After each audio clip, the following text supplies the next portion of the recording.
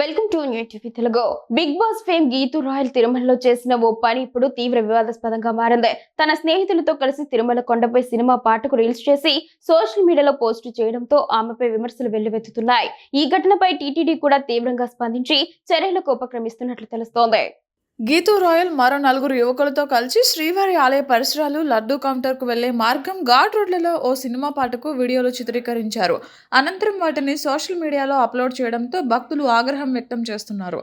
తిరుమల పవిత్రతను కాపాడేందుకు భక్తుల మనోభావాలను గౌరవిస్తూ కొండపై రీల్స్, వీడియోల చిత్రీకరణను టీటీడీ నిషేధించింది.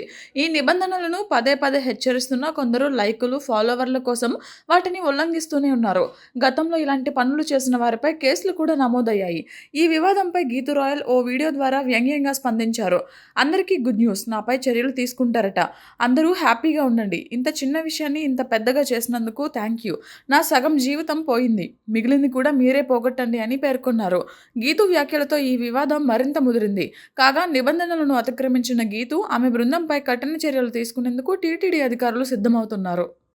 అందరికీ గుడ్ న్యూస్, నా మీద చర్యలు తీసుకుంటారంట. హ్యాపీగా ఉండండి. ఇంత విషయాన్ని ఇంత పెద్ద చేసి అన్ని వీడియోలు చేసిన దానికి thank you so much. Already సగం జీవితం పోయింది, ఇంకా పోయేదానికి కూడా ఏం లేదు జీవితంలో. ఇంకో కొద్ది గొప్ప ఒక రవ్వ 2 రవ్వలో ఏదైనా మిగిలి ఉంటే దాన్ని మీరు పోగొట్టేయండి. తర్వాత ప్రశాంతంగా ఉండండి, అందరూ హ్యాపీగా బతికేయండి. అందరికీ గుడ్ న్యూస్, నా మీద చర్యలు తీసుకుంటారంట.